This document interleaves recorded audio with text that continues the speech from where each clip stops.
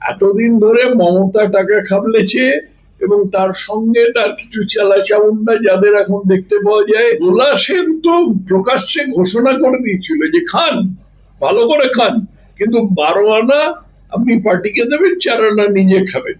কারণ এখন তো টাকা খাবার সুযোগ নেই, টাকা খাবলানোর সুযোগ নেই। সেই জন্য তৃণমূল ভেঙে গেছে এবং ভেঙে যেটা তৈরি হচ্ছে এটাও একটা বৈফোর পার্টি। এটার থেকে জনসাধারণের কিছু আশা করার নেই। ঋতব্রত বন্দ্যোপাধ্যায় একজন পরিযায়ী শ্রমিক। 2011 সাল থেকে মমতার মুখ থেকে আমরা একটা শব্দবন্ধ বারবার শুনতে চাই, সব জানি কিন্তু বলে দেবো, বলে দেবো, এখন বলবো না, সময় এলেই বলবো, কিচ্ছু জানতে বাকি নেই, সব জানি। এই এক সুরে কথা আমরা সেই 2011 সাল থেকে শুনে এসেছি। এটা আর নতুন কি?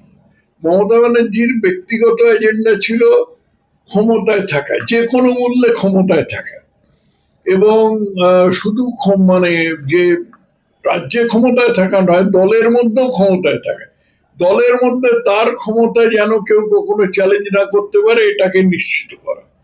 অভিষেক বন্দ্যোপাধ্যায় চাঁদ যেমনি সূর্যের আলোয় আলোকিত, অভিষেক বন্দ্যোপাধ্যায় তেমনি পিসির আলোয় আলোকিত। পিসি যেখানে নেই সেখানে অভিষেক বন্দ্যোপাধ্যায় কোথা থেকে থাকবে? নব্য তৃণমূল তো হয়নি, আর একটা ওরকম ভুঁইফোর পার্টির জন্ম হয়েছে। এটাকে এরা কি নাম দেবে জানি না, কিন্তু আমি এটাকে ভুঁইফোর পার্টি বলবো আর কি। এটা কেন আমি ভুঁইফোর বলছি বুঝতে হলে একটু তৃণমূলের ইতিহাসটা বুঝতে হবে। তৃণমূল আজকে ভাঙলো কেন? তৃণমূল ভাঙলো কারণ মূল কথা হচ্ছে যে তৃণমূলের কোনো ইডিওলজি নেই, তৃণমূলের কোনো মতাদর্শ নেই। তৃণমূল পার্টিটা তৈরি হয়েছিল 1998 সালে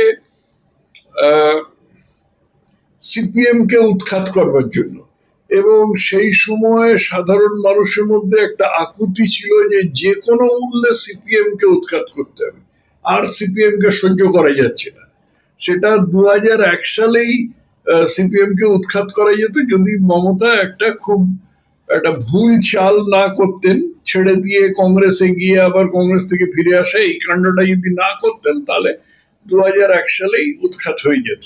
যাই হোক, 2011 সালে উৎখাত হলো। তার কারণ হচ্ছে, তার অনেক কারণ আছে সিপিএম এর, তার মধ্যে আমি যাচ্ছি না।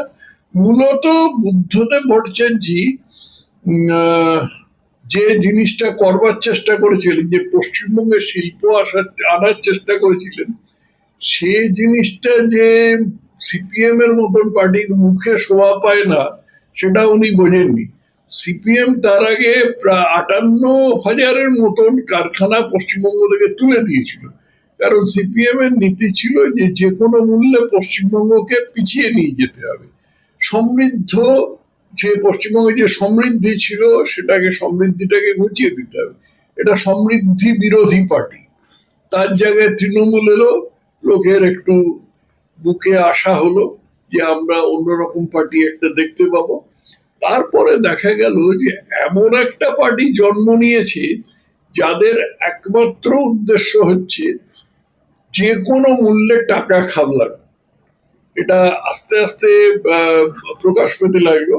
মমতা ব্যানার্জির ব্যক্তিগত এজেন্ডা ছিল ক্ষমতায় থাকা, যে কোনো মূল্যে ক্ষমতায় থাকা, এবং শুধু মানে যে রাজ্যে ক্ষমতায় থাকা নয়, দলের মধ্যেও ক্ষমতায় থাকা, দলের মধ্যে তার ক্ষমতা যেন কেউ কখনো চ্যালেঞ্জ না করতে পারে এটাকে নিশ্চিত করা।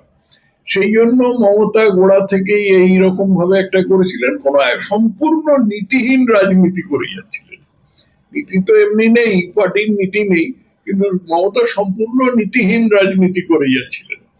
এবং সেই নীতিহীন রাজনীতিতে স্বাভাবিকভাবে টাকা খাবলানোর একটা সুযোগ থাকে। সেই সুযোগটা নেবার জন্য যত রকম দুনিয়ার নোংরা মনোবৃত্তির লোক তারা এসে সবাই তার পতাকা তলে জড়ো হয়ে তারা যা করবার করতে লাগলো, এবং এটা দিনকে দিন বাড়তে লাগলো। 2021 সালে যে পরিস্থিতি হয়েছিল তাতে তারাও তখনই মানে হয়ে যেত, ক্ষমতাচ্যুত হয়ে যেত বিজেপি যদি একটা ভুল না করতো। যাই হোক, সেসব প্রশ্নে আমি যাচ্ছি না। কিন্তু আজকে যে মমতা ক্ষমতাচ্যুত হয়েছে, এখন লোকে থাকবে কিসের জন্য ওখানে? এখন তো খাবলাবার কোনো সুযোগ নেই। এতদিন ধরে মমতা টাকা খাবলেছে এবং তার সঙ্গে তার কিছু চালাচামুন্ডা যাদের এখন দেখতে পাওয়া যায়, যে এই অরূপ বিশ্বাস কিংবা পার্থ চ্যাটার্জি অবশ্য বেরিয়ে গেছে, তারপরে মদন মিত্র, মানে মোটামুটি দোলা সেনের কথা বলছি, মোটামুটি ভাবে এক শোভনদেব চট্টোপাধ্যায়কে বাদ দিলে সবাই খাবলেছে। দোলা সেন তো প্রকাশ্যে ঘোষণা করে দিয়েছিল যে খান, ভালো করে খান, কিন্তু 12 আনা আপনি পার্টিকে দেবেন, 4 আনা নিজে খাবেন। এটা দোলা সেন অন রেকর্ড বলেছে, অন ক্যামেরা বলেছে আর কি। এছাড়া তৃণমূলের অন্যান্য যারা নেতা ছিল, যেমন শোভন চট্টোপাধ্যায় প্রকাশ্যে আরেকজনকে কোনো মেয়র পরিষদকে, যখন মেয়র ছিল তখন মেয়র পরিষদকে পিঠে চাপড়ে বলেছিল খাও খাও। তো এইরকম লোকেরা যখন, মানে এদের দিয়ে যখন তৃণমূল তৈরি, তখন তৃণমূল টিকবে কি করে? কারণ এখন তো টাকা খাবার সুযোগ নেই, টাকা খাবলানোর সুযোগ নেই। সেই জন্য তৃণমূল ভেঙে গেছে, এবং ভেঙে যেটা তৈরি হয়েছে এটাও একটা বৈফোর পার্টি। এটার থেকে জনসাধারণের কিছু আশা করার নেই। আমার কিছু বলবার নেই, কারণ আমি তো বলেছিলাম এরা সব বৈফোর নেতা, এরা টাকা খাবলানোর উদ্দেশ্যে তৃণমূলে গিয়েছিল। এখন তৃণমূলে টাকা খাবলানোর সুযোগ নেই, সেই জন্য তারা বেরিয়ে এসছে, এবং বিজেপি তাদের নেবে না এই কথাটা সমীর ভট্টাচার্য একদম সব স্পষ্ট করে দিয়েছেন। আমি সমীর ভট্টাচার্যকে অনুরোধ করবো যে এই কথাটা যেন আরো জোর দিয়ে এবং ক্রমাগত বলতে থাকেন, যে মানুষের মনে এই বিশ্বাস যেন সঞ্চারিত হয় যে বিজেপি আর যাই হোক এই সমস্ত চোরেদের দলে নেবে না। ঋতব্রত বন্দ্যোপাধ্যায় একজন পরিযায়ী শ্রমিক মানে কি? যে আজকে পশ্চিমবঙ্গে আছে, কালকে কেরালায় চলে গেল, তারপরে মহারাষ্ট্রে চলে গেল, এরকম। ঋতব্রত বন্দ্যোপাধ্যায় সিপিএম কে দিয়ে আরম্ভ করেছিল। ঋতব্রত বন্দ্যোপাধ্যায় সিপিএম থেকে এলো তৃণমূলে, এখন তৃণমূল থেকে এলো এই নতুন পার্টিতে, নতুন পার্টি তো নেতা হলো।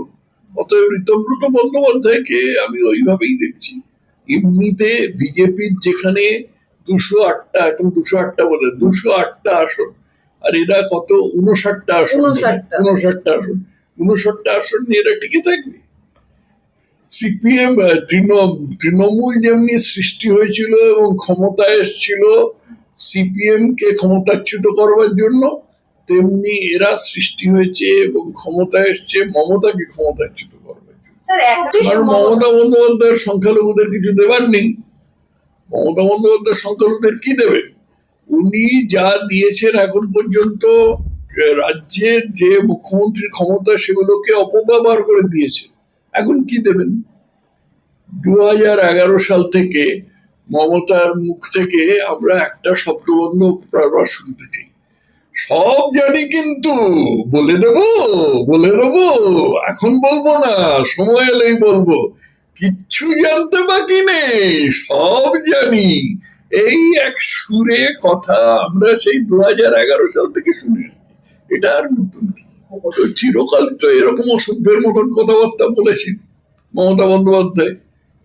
দেশের প্রধানমন্ত্রীকে বলেছেন, তখন উনি প্রধানমন্ত্রী হননি অবশ্য, অন্য রাজ্যের মুখ্যমন্ত্রী ছিলেন, তাকে বলেছেন কোমরে দড়ি বেঁধে হিড় করে টেনে আনবো। দেশের স্বরাষ্ট্রমন্ত্রীকে বলেছেন হদল কুতকুত। কি বলবে তুমি? এটা কোনো সভ্যতা, ভদ্রতা, ভব্যতা কোনো কিছুই মহিলার মধ্যে আছে? একে মহিলা বলতে লজ্জা হয়। আজকে পশ্চিমবঙ্গের জনসাধারণ ওকে ঠিক জায়গায় বসিয়ে দিয়েছেন, এবং বাকিটা ঋতব্রতরা এখন বসিয়ে দিল, এখন দেখা যায়।